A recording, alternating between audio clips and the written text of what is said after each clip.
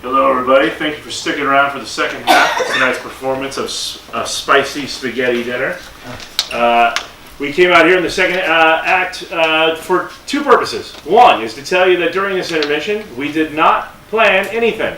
We do not know how this play is going to end. It is verboten, so we have not talked about the future at all. So you will be finding out how this goes at the same time we do. The second thing is to help us prove that a little bit. We're going to let you pick who starts the second act as the first two performers in that scene. So if we could have someone in the audience choose two of us to be in this first scene. Mr. Winfield and Georgia. Okay. Okay. Thank you.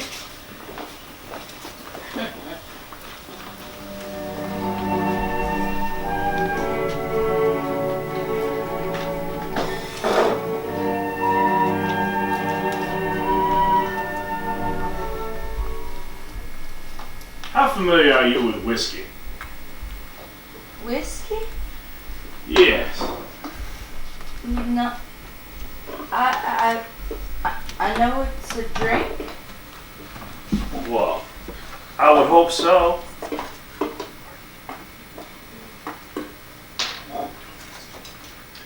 Have you ever had some? No. I've never had whiskey. No. Child, how old are you now? 27. 27 years old. Never had a sip of whiskey. No. I couldn't.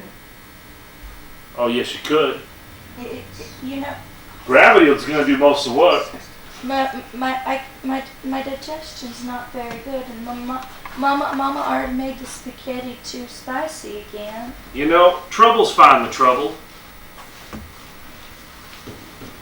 Did I hear trouble? Well. Yeah, well, you certainly increased the amount of it in this particular room. Well, Mr. Wingfield, I'm ready for dinner. Well, then I'm ready too. We are going to have an enchanted evening. Yes. Did I tell you that I am absolutely ravenous? Really? Yes. Well, there'll just have to be 2 servings of dinner tonight. But after you. Yeah. Did I have Mr. Winfield here? Oh, well, look who came too. She was just going to have a nice spaghetti dinner with him. That's nice. That's I want you wonderful. out of our house. I know that money is an issue for you, but you're not going to have anything with my daughters. Well, let's see. I'm going to have my fare. Because somebody here is getting a ride. And there's no such thing as a free ride. There is, I will get you the money. I will figure it out. But you're not taking out any of my daughters because I know your intent. She doesn't seem to be too resistant to the idea. Yes, Mom. She seems to like it quite a bit, and I think that would be wonderful because then maybe Mr. Miller would come to appreciate that there's a Cinderella in the house waiting for him. Now listen, Mama, I am sorry, but Mary Jean, upstairs. Now. I know what I'm doing, Mama. You're acting like this is the first time this family is paid in this particular manner. She's probably just more upset that I'm not asking for the same item on the menu that I used to. Well, say her. You will not touch my daughters. If I have to herd them in a circle and stand watch over them, I will. You are not going to touch my daughters. Do you hear me? Look, I just think we have 2 willing participants. I'd like you to see you be vigilant all the time.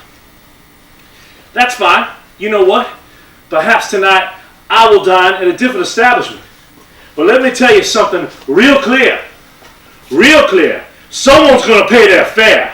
Someone's going to pay that fare, or you might as well pack up all this old dying shit and throw it in a pit. Because it ain't going to be staying here much longer. Before you go,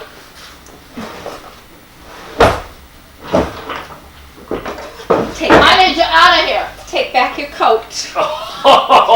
Out. Look at you! Oh. You know what? Pack your shit! Pack it up! His coat, that's where you got that nice coat? Mary Jean, what are you doing with him? And where did you get that purse and that new bracelet? Is that what you've been doing? Little Loretta. Oh my goodness. Mama. Is Mama, what have you been doing? You know how late we are on the rent. How do you think we've stayed in here for so long? Why are we late on the rent though? I have covered your shifts every day as well as mine, and you know that's hard for me. We should have plenty of money. What are you doing with those paychecks that you didn't even earn? Now listen here, family. I know that you guys don't think I'm very smart, and that I don't have 2 cents to rub together in my brain. But I've got short-term and long-term goals that I'm going about. Mr. Wingfield was a short-term goal, and he's provided the roof over our head for now. I'll get the money. You don't have to sell yourself to get Mr. Miller does not deserve you in your long-term goals. I'm not selling myself. I just take a little bite every now and then and get some flavor, and it doesn't seem to hurt us too much. I still have my prospects. I've got my long-term... And will you hear me? You are not to have anything else to do with him.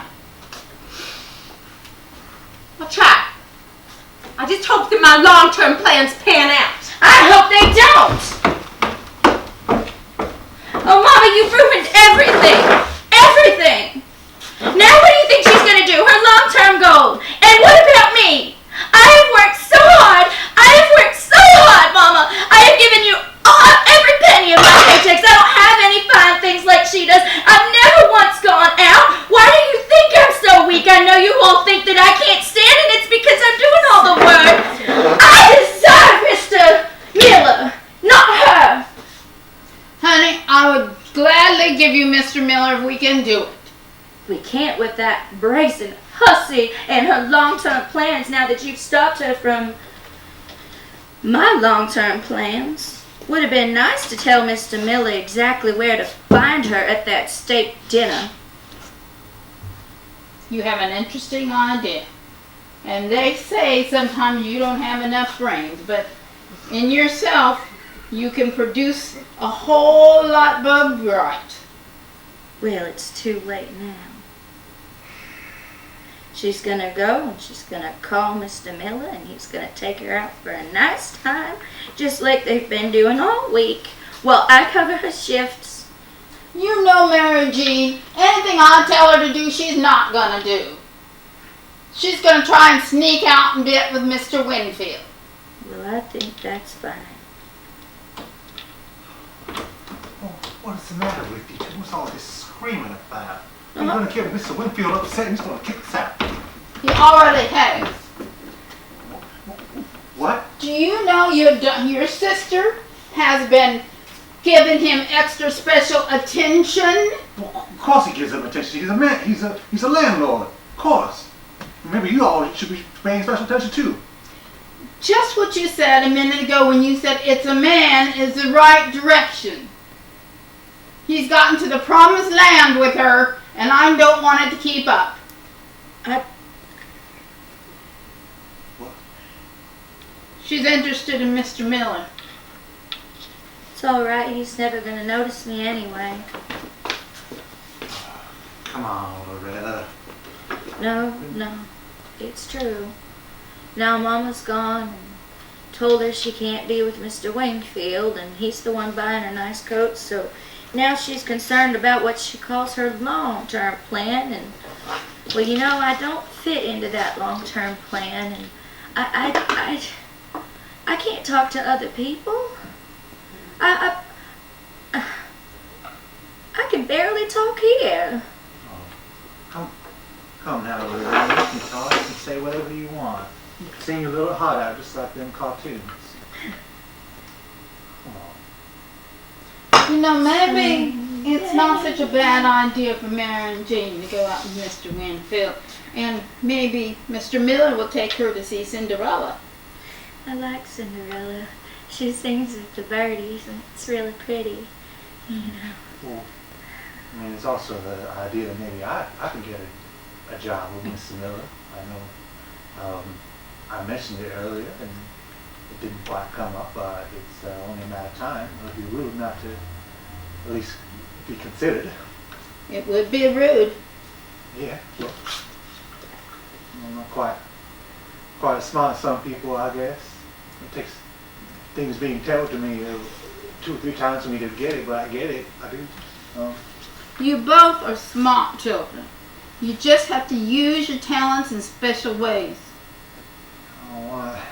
I don't got talents. I mean, Loretta's so nice, and Nancy Jean's so pretty. I mean, how? No, you're the nice one. I can't even talk to people. No, I mean, you're Cinderella. I'm one of them pumpkins that turn into a chariot. You know, I have a purpose, I guess. Yes, you help everybody get where they need to go. Yeah, but at the end of the day, the clock strikes 12 and I turn back into a pumpkin. And I just rot out. Well, you do have a purpose here at the house. You keep us all our spirits up. Thank you. I did see the movie, by the way. It's a time. It's nice. It's a great movie. Yeah. But I better. But Mr. Miller. Mom. Brother, sister, you don't mind, I have some words that I need to say to Mama. Of course. Everyone needs to say the words and say it all right. May as well take it first.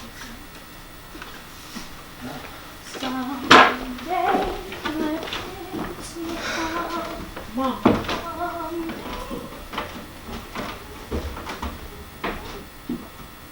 Mama, I'm so sorry. I don't feel right about what I did with Mr. Wingfield and You were trying to help. the way I disrespected you. I love you. I told you I love you. So, I've been thinking about this, that maybe it wouldn't be such a bad idea if you went out with Mr. Winfield again. Really? Yes. Mama, I already gave back the coat. Well, I bet you if you ask him really pretty that he would give it back to you. Think I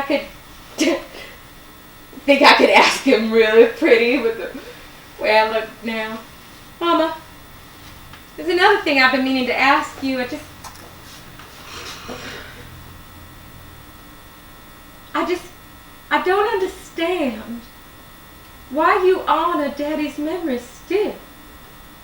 I mean, you named me Nancy Jean, you got Audrey Jean, you got Loretta Jean. It was all after Daddy. Why is that? Because Daddy still lives in my heart. It's like he's in there moving the heart so the beats will go. And if I lose him, I lose the sound of my heart beating. Yeah, there's so many memories. They come like an avalanche of rocks at times about Daddy, and I can't stop Jean from throwing those rocks in my head. Oh, Mama.